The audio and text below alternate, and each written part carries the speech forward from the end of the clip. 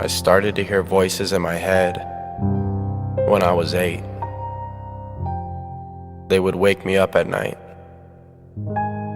I couldn't fall back asleep while the voices yelled and screamed my name. But the kind of screams and yells that your parents do for you when you're in trouble. I'd lie awake in my bed, wondering when the nightmare would end. This went on for many years, and my parents told me it wasn't real, that I didn't need help, and I should just snap out of it. But it didn't work. How do you explain schizophrenia to a kid who's 12? I thought everyone heard voices like me. Things started to change when I hit puberty, and everything was fine. I had a new way to hide the voices inside. Marijuana and alcohol were my new best friends. Started smoking stress off of a tin can. Run out of the store with 30 beers in my hand. But it wasn't enough. So a friend gave me Xanax and life was good. Klonopin, nitrous oxide, cocaine, what wouldn't I do? Experimenting with drugs was my way of coping with the things I couldn't comprehend, like those stupid voices in my head. I know I had an evil spirit inside, and I was listening to everything it said. It told me I was better off dead. It said, how worthless can you be? You're a suicidal teen with nothing to achieve. Swallow these pills or the louder I'll scream. No, this wasn't me. I'm done with these voices trying to control my life. I know I'm a special person, and I know this isn't the end, and I know that these voices are all in my head. So I made a choice. I turned my demons into my own voice.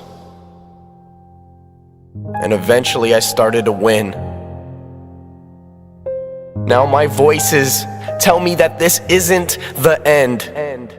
They say pick yourself up because you're a champion. Don't give up because you're a winner. There's still time, it's not over. I turn my demons into my angels, and you will too. I still hear voices, but they're brand new. Know that it is God in your life that makes you worthwhile. So give him the credit and think very little of yourself and think much of him. Yes, sir. When Jesus said the first commandment is to love God with all your heart and all your soul and all your mind, that's a very heavy commandment which none of us live up to. Very big secret to all the kids here who are living their lives for their parents or based on their parents' judgment. There's a very big secret that parents never tell you. If you go the other direction of where they want you to go and you become really successful, they are really proud and make pretend they never pushed you in the other direction. So if you can face something voluntarily rather than having it chase you, it's way better for you psychophysiologically. So that's partly why, well, it's worthwhile to go find the dragon in its lair instead of waiting for it to come and eat you. So, and especially when you also add the idea that if you go find the dragon in its lair, you might find it when it's a baby instead of a full-fledged bloody monster that is definitely going to take you down. There are think tanks on the left and on the right. The think tank on the left is called the Brookings Institution, probably the most prominent one. And they said, in order to escape poverty, you must do 3 things. Finish high school. Don't have a kid before you're 20. Get married before you have that kid. The think tank on the right is called the American Enterprise Institute. They said the very same thing. That's the formula for success. Your job as a young person is to invest in yourself. K through 12, that's your job. Invest in yourself. Make yourself marketable so that you can participate in our economy. And for all these people to be telling you that you're a victim, that the man's holding you back, why work hard? Overcoming laziness is one of the hardest things in the world to do. You give somebody an excuse? The idea that the police are out to get you. Really?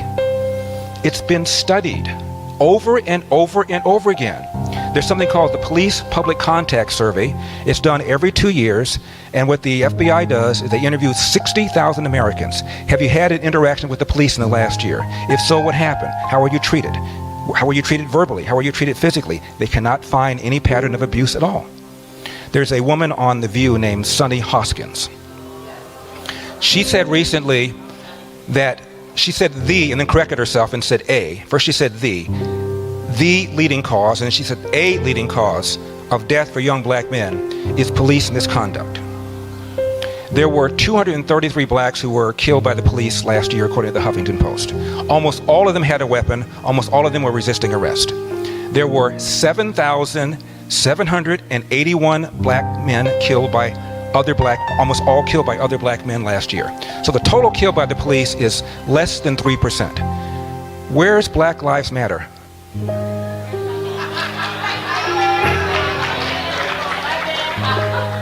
Chicago is a third white, a third black, and a third Hispanic.